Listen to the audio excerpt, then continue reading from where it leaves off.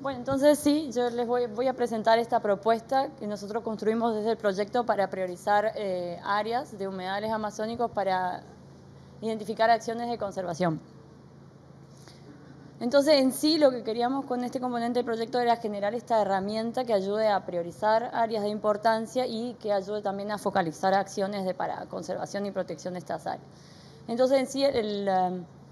el modelo que construimos es un modelo multicriterio y que se sustenta en dos aproximaciones conceptuales que tienen que ver con esta visión del desarrollo sostenible y al concebir a los humedales como sistemas socioecológicos, ¿no? Donde hay esta interacción bilateral entre las sociedades y los ecosistemas.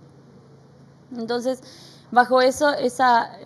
visión, ese marco conceptual, nosotros construimos tres grandes macroindicadores que nos llevaban a entender esa dinámica con la sociedad de los humedales. El primero de todo habla sobre la integridad ecológica del humedal, que en sí la integridad ecológica buscaba entender al humedal por su valor intrínseco y no tanto por el valor que le da el ser humano a estos espacios. Y este macroindicador está conformado por tres componentes principales, que son la composición, la estructura y la función, y una serie de variables que responden a estos componentes, ¿no?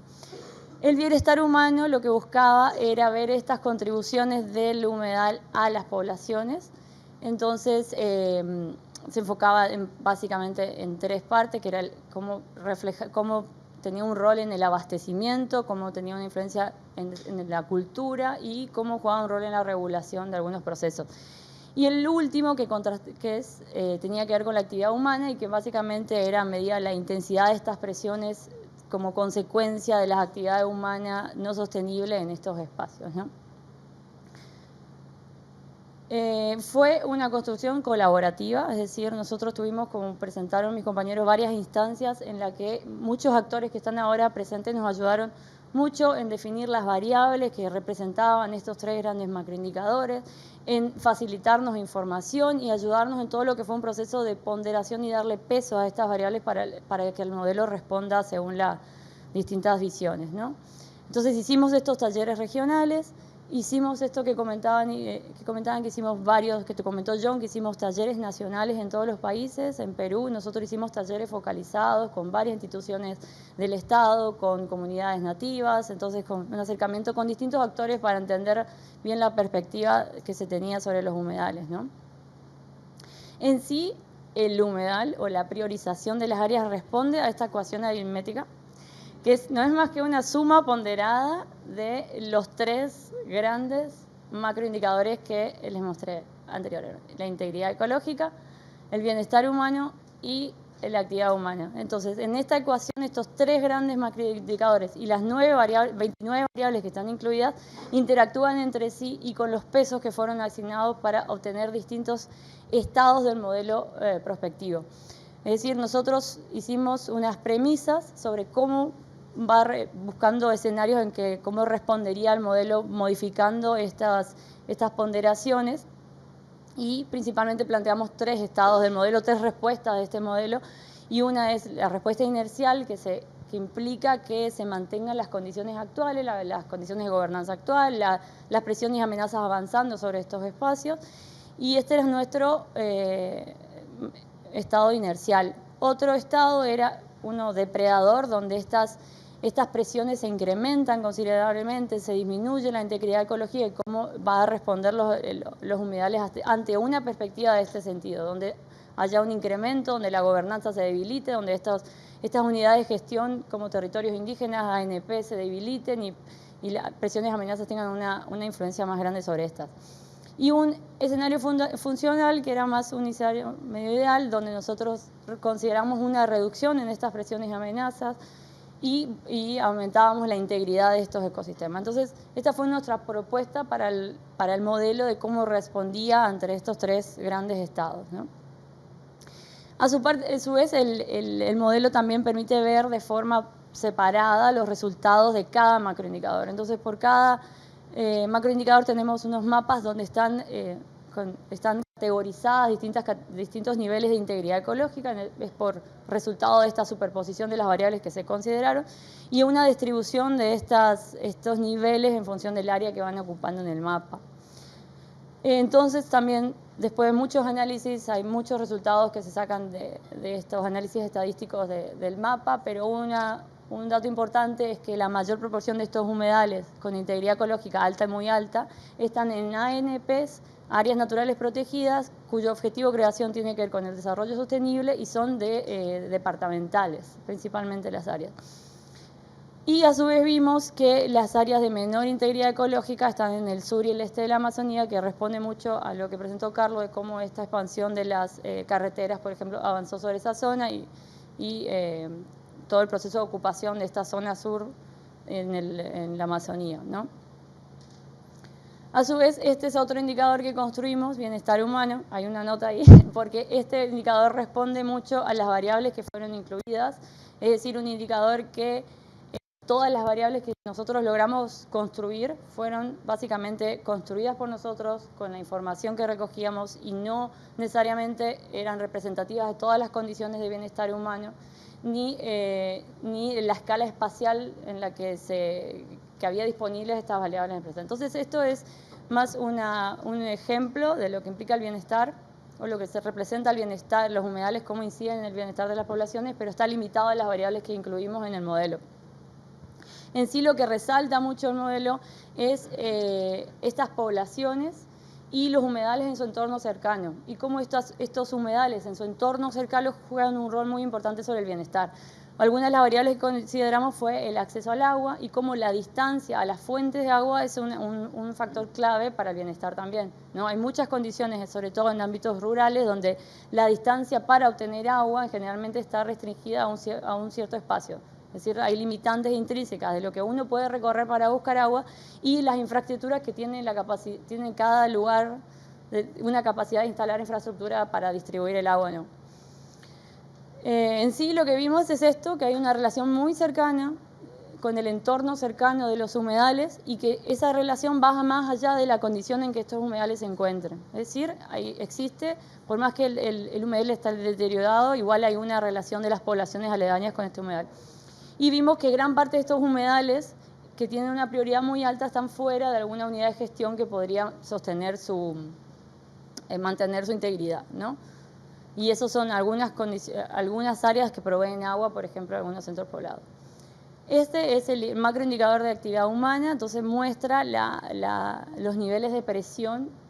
en respuesta a las actividades no sostenibles de las poblaciones. Entonces está vinculado con el de integridad ecológica, donde las áreas que mostraban menos integridad ecológica son también las áreas donde se acumulan una mayor cantidad de presiones, y hay un porcentaje de 7% que responde a presiones muy altas y es generalmente áreas que están muy focalizadas en donde están los principales centros urbanos. De esto que vimos que el 47% de estos humedales tienen un nivel de impacto medio muy alto y que el 60% de estos que tienen estos impactos importantes están fuera de unidades de gestión como las áreas naturales protegidas y los territorios indígenas. Es decir, lo que vimos es que las áreas naturales protegidas y los territorios indígenas funcionan como una barrera para el avance de estas presiones, ¿no?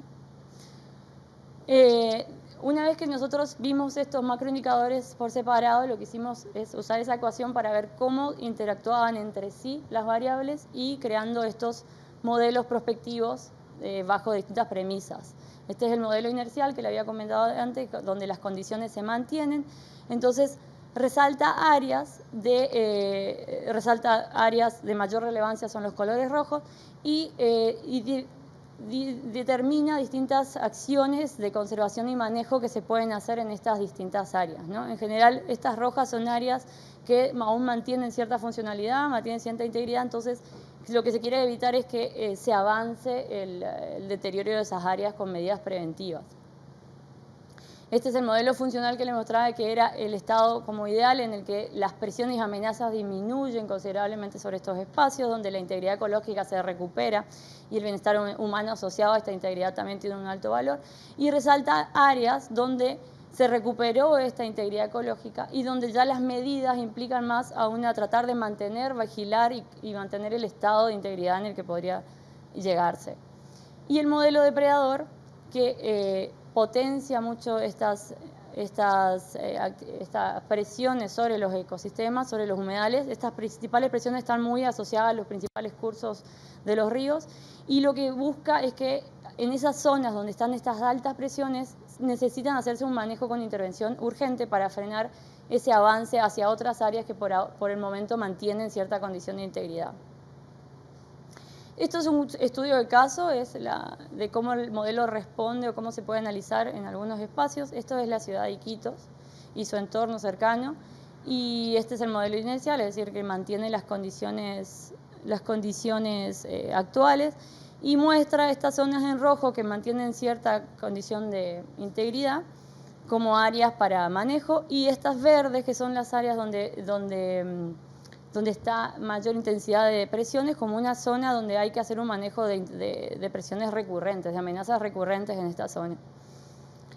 El modelo depredador, en cambio, muestra como prioritarias esas áreas donde hay mayor presión, porque son las que condicionan también su entorno cercano, como prioritarias. Y lo que sí vimos del modelo depredador, de este modelo donde se intensifica, esto es el barrio de Belén, en Iquitos, que es un humedal donde la población convive en esta zona, donde dependen de este humedal para el transporte, inclusive para la alimentación, para servicios higiénicos, para todo. Y vemos que ahí, bajo este modelo depredador, va a haber un 45% de los humedales que van a necesitar un manejo inmediato.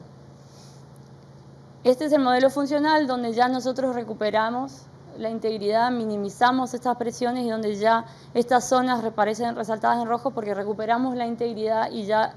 nuestras acciones van más a mantener la funcionalidad bajo vigilar que no avancen las presiones,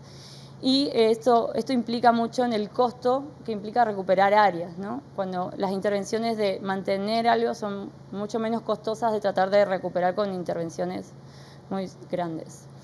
Entonces, de esto determinamos que la prevención reduce costos y manteniendo la funcionalidad de los ecosistemas.